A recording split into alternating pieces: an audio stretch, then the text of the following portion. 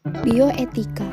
Secara harafiah, istilah bioetika berasal dari bahasa Yunani, yaitu bios yang artinya hidup, dan etika adalah apa yang seharusnya kita lakukan sebagai manusia.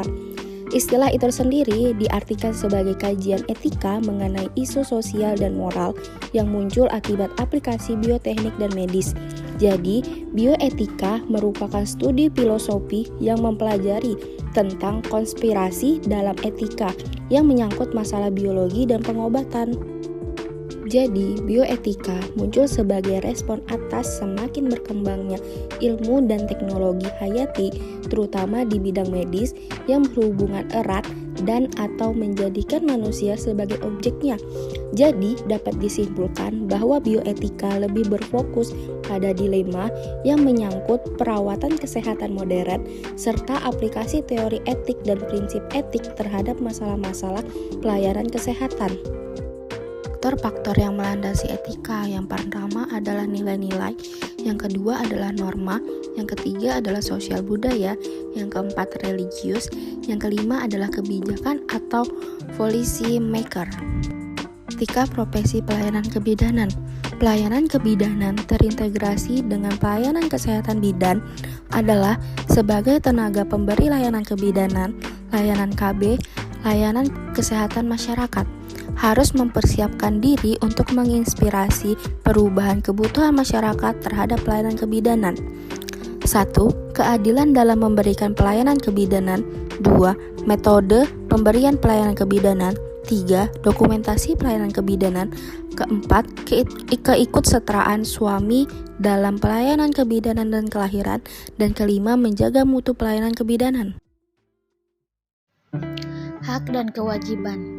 Bidan bertanggung jawab untuk dapat melaksanakan asuhan kebidanan secara etis dan profesional.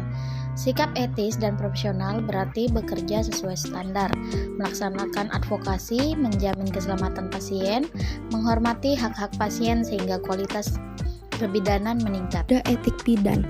1. Kewajiban bidan terhadap klien dan masyarakat 6 butir. 2. Kewajiban bidan terhadap tugasnya 3 butir. 3. Kewajiban bidan terhadap sejawat dan tenaga kesehatan lainnya 2 butir. 4. Kewajiban bidan terhadap profesinya 3 butir. 5. Kewajiban bidan terhadap diri sendiri 2 butir. 6. Kewajiban bidan terhadap pemerintah, nusa, bangsa, dan tanah air 2 butir. Yang ketujuh adalah penutup 1 butir. Menurut standar profesi bidan tahun 2007, terdapat beberapa penambahan kata dan penambahan 1 butir pada bagian 5, yaitu kewajiban bidan terhadap diri sendiri, dari 2 butir menjadi 3 butir.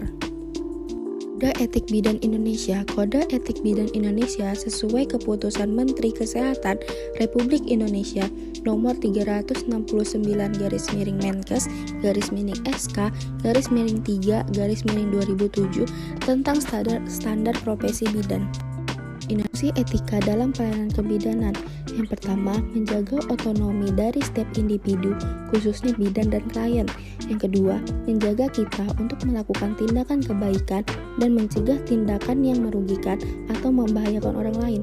Ketiga, menjaga privasi setiap individu.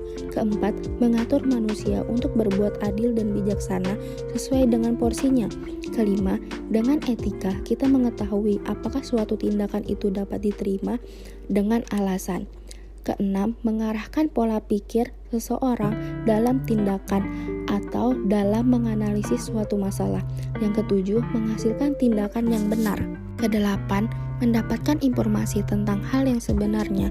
Kesembilan, memberikan petunjuk terhadap tingkah laku atau perilaku manusia, antar baik, buruk, benar, atau salah, sesuai dengan moral yang berlaku pada umumnya. Kesepuluh, berhubungan dengan peraturan hal-hal yang bersifat abstrak. Yang ke-11, memfasilitasi proses pemecahan masalah. Ke-12, mengatur hal-hal yang bersifat praktis. 13, mengatur tata cara pergaulan yang baik di dalam tata tertib masyarakat maupun tata cara di dalam organisasi profesi. Yang ke-14, mengatur sikap tindak tanduk orang dalam menjalankan tugas profesinya yang biasa disebut dengan kode etik profesi.